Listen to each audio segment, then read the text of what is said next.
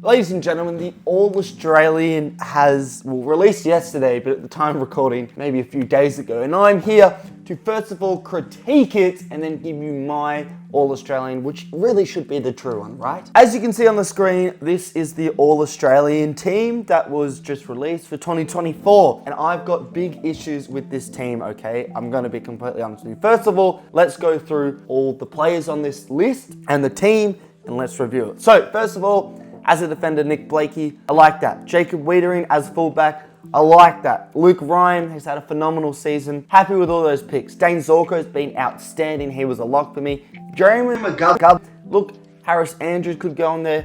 McGovern could go in there. I don't really mind McGovern there. And Dan Houston, I'm a fan of being there, but you could argue there were some more unlucky players who could have started in the halfback position, but we need some Port Adelaide players because they did finish second on the ladder. Moving on to the midfield. Now, this is where the problems start. First of all, Errol Goulding is fine. On the wing, that's his position. Bontempelli in the center, that's perfectly fine. Nick Dacos on the wing. I mean, he probably starts on the wing like twice a game. If anything, you could put Dacos at half forward because that's where he started towards the end of the season. He can obviously play it back, but on the wing, this is my first problem with the All-Australian is playing people out of position. Now, I understand why you do it.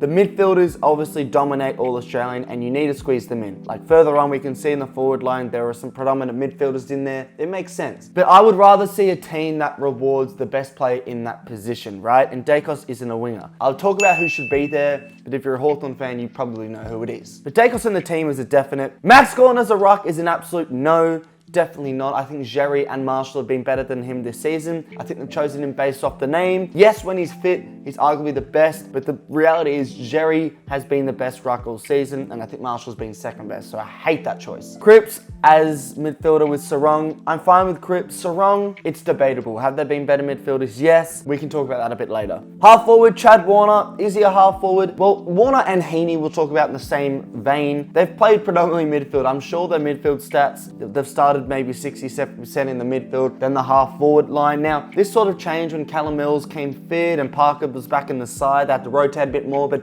at the first half of the season, these two were midfielders. Now, I can understand putting Heaney at half forward because he's traditionally been a mix of a forward and midfielder, but Chad Warner is a midfielder. But you know what? Whatever. They don't care, obviously. Jamie Cameron, a half forward, correct. Hogan, obviously winning the Coleman, correct. Jake Waterman's a really interesting one. I actually quite like that pick. Kerno, I think, deserves to be in this team, but we obviously know how many opportunities Kerno gets a game. Jake Waterman is starved of opportunities and he makes the most of them. If he played in a good side, he would be winning the Coleman. And Dylan Moore, who has played midfield as well, but obviously also plays in the forward line. I like that pick. Interchange, Whitfield, a definite yes. Lachlan Neale might win the fucking Brownlow, so he has to go in. Chalor's had an outstanding season, but have there been better, more effective midfielders? Maybe. And Zach Butters has been great, but also the question, have there been more deserving players to make the interchange bench? So this is the All-Australian list here. As you can see, I might have a different one. So we're gonna go through and pick my All-Australian. I've already done this, but we're gonna go through it together. I'm not really gonna look at stats all that much, in fact, at all. I'm more going to look at what I've seen, obviously some stats here and there, but mostly when I watch these players, who's had the best season. Now, fullback, for me, let's rule some of these players out already. I think Bailey Dale, no. Jack Sinclair, unfortunately not. Harry Sheezel's amazing, but for me, probably not. Sicily, hot and cold. I have seen people have him in, but for me, not. He's going to be a winger, D'Ambrosio. Whitfield is definitely in contention. For Collins, not for me. Holmes, midfielder. Luke Ryan, definitely yes. Jordan Clark, probably not. Wiedering, Zorko, and Harris Andrews, yes. So, for me, I just prefer Harris Andrews. We'll put Luke Ryan, who sort of takes the kickouts, that kind of player. And then there's last defender. Look, Zorko's definitely getting in. I think Houston's definitely getting in. Blakey, this is the problem. We need one more key defender. It's between McGovern and Wiedering for me. And this is where I will look at a couple of statistics to help me out. Intercept marks, Harris Andrews leading. Sam Collins, interestingly, in second place. I am not seeing, there they are, McGovern and Wiedering quite down low there. This is Jacob Wiedering this season. He's only played the 21 matches out of 23, I think. Yeah, 23, so he's missed 2. Now he's above average in pretty much everything. We don't really care about this. It's more the defensive stuff we care about. Conversely, Jeremy McGovern has played only the 19 matches, but you can see here a couple more elite capabilities. I think purely because the Eagles struggle sometimes, McGovern can have amazing and really poor games where Wiedering he's sort of more consistently really good. I prefer Wiedering, but I'm actually gonna, I'm gonna put Jeremy McGovern in. Now, originally, when I did this last week on my TikTok, FTFooty, you can follow it, I put Wiedering in instead of McGovern, but you know what? Let's give McGovern some props. Moving on to the halfbacks, I've already said who I'm gonna pick here.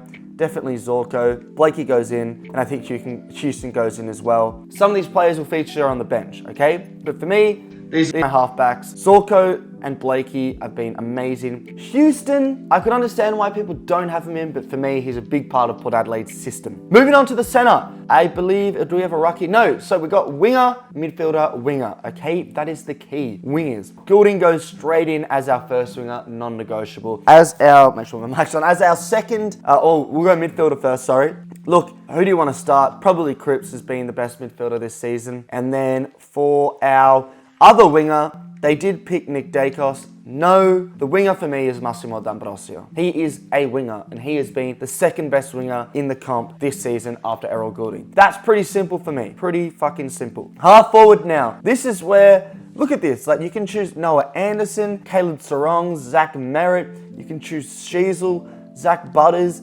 Trelaw, Bond. I mean, you could fill this half forward position up with midfielders, and pretty much every year the All-Australian half forward line consists of two or so sort of more midfielder players who can just hit the scoreboard, and naturally the All-Australian selectors force them in that half forward line. Now, what we're going to do is we're going to accept Heaney as a half forward. Fair. Okay, I know I sort of criticised it, but I can understand why it's in there, and I think that's fine. I'm going to put him there as well. Players who aren't going to make it here, Dacos is not a half forward. Mackay didn't have a good enough season. Rayner, no. Neil's not a half forward. So the only player I'm considering from this line is Kerno. From this line, is Cameron and Stengel, but probably miss out Stengel. So Cameron. From this line, I think Brent Daniels had an amazing season. Hogan's definitely in there. Dylan Moore, I think, has played a bit of forward, so he can go in there. Probably not these three more midfielders, and then none of these guys get in for me. I think Waterman's had an outstanding season, but I think you just have to reward the powerhouse of Charlie Curnow throughout the season. Even though I'm a big believer that the West Coast Eagles plays the Richmonds and Norths, if they have a good season, they should be a guarantee because they have no help from their teammates. Now, let's fill it up with one key forward. Let's just go with Jeremy Cameron. I think he's a lock. And then I want to put Dylan Moore, I think deserves that half forward spot. So that's my half forward line. Moving on to the full forward line, where now we really have to just, Horn Francis in this list is crazy. Definitely Hogan, definitely Curnow. And for me, now it gets actually quite tough. If I go back here and take out Dylan Moore, it won't let me go next. Okay, we're just gonna quickly go back to this half forward line. Oh, wow. Okay, see, this is the big problem. Okay, we're just gonna put Waterman up there. I know that's a very tall forward line. Am I happy with that? You know what, let's just keep it at that for now. We might make some changes. Followers. Ruckman, Tristan Jerry, I'm not seeing Max Gorn in there. Absolutely not. Nick Dacos has to be in there. Might win the Brownlow. Bontempelli, best player in the competition. Between Dacos, Bont, and Cripps, they're making that list of the centre bounce players. And I think that they're the guarantees. Interchange. Neil's got to go in because he might win the Brownlow. For me, Merritt has had an outstanding season. He has to go in. And then Whitfield's got to go in as well. Sorry, he's a lock. Now we're pretty open here. JD's and Lennon, we're pretty open. Now, you might be screaming at me for Wiedering. I know Sarong. A lot of people want Sarong in there. I know people are frothing over Sheasel, over Butters, and Chad Warner. Now, and Adam Treloar as well. I think they're all worthy of a position. Now, as you can see, it's mainly midfield dominant, the interchange, and every year it is. Do I pick another midfielder? Do I pick a defender? I think we have to pick a midfielder because I predominantly picked forward line players as forward line players and vice versa. Now, I did pick sort of 3 or 4 key forwards. I do understand that. So I'm still thinking back of that I got to fix something. I think it's between Sarong, Butters, Sheasel, and Warner.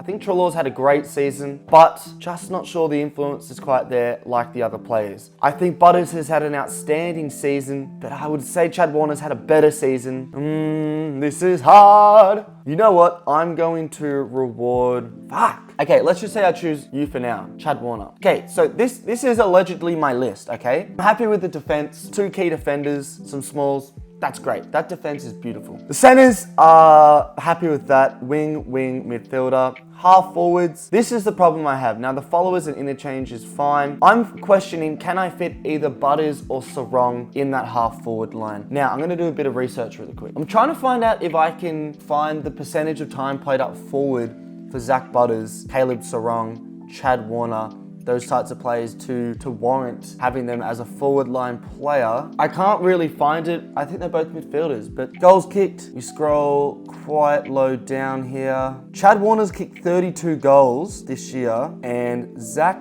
Butters has, ooh, wow. Surely I've scrolled past Butters already. Okay, here we go. Goals for Port Adelaide. Butters has kicked 13. Okay, you know what? I'm going to change. Yeah, you know what? I really should change, get rid of you, and if I just put someone random in for now, let's just say Sarong, and then we go back. Okay, Jake Waterman, look, your time will come next year, unfortunately. We'll put Warner in at half forward. Okay, I've done it. And instead of Sarong, so now the question is, do we put Butters or Sarong in? Sorry. Ugh, Jesus fucking Christ, this is hard. I'm going to reward Port Adelaide based off this season and put Butters in. Okay, I've sort of gone against what I've said. I had 4 key forwards. That's too many, right?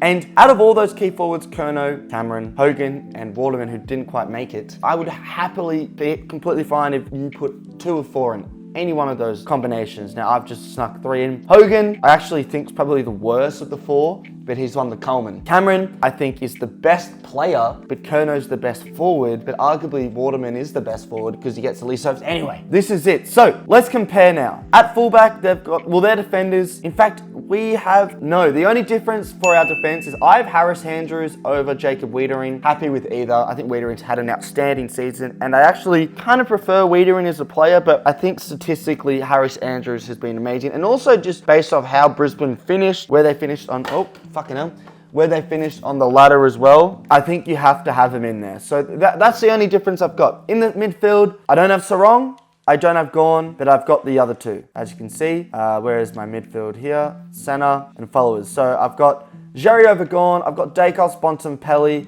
Cripps, Goulden, and Massimo D'Ambrosio. So for me, Dacos replaces Sarong, so move Dacos down, and then you put Massimo D'Ambrosio where Dacos is, and then for Gawn, you put Jerry. And I think that's correct. Half forward line, I think we have the exact same list, except instead of Waterman, I have gone with Curnow, which is a little bit boring, I understand, but Curnow would have won the Coleman if he didn't miss out on those final few games, and I think even then he finished 2nd. No, he actually finished 3rd, but just 3rd. And then the interchange bench, we've both got Neil and Whitfield, which I think those 2 have to make it. And instead of Treloar and Butters, I've got Butters as well, actually, forgot to say that. Instead of Treloar, I've got Zach Merritt. Now, which means from the original list, I've got no Sarong, no Gawn, no Wiedering, no Waterman, no Treloar. So there's 5 differences, and to be honest, I think they have to be different. But that is my All-Australian list here. Let me know what your All-Australian would be. Probably very much biased to my perception. I would have had Nick Voston in there if I could. I'm just saying it out there, but yeah, thanks for watching, and I'll see you in another video.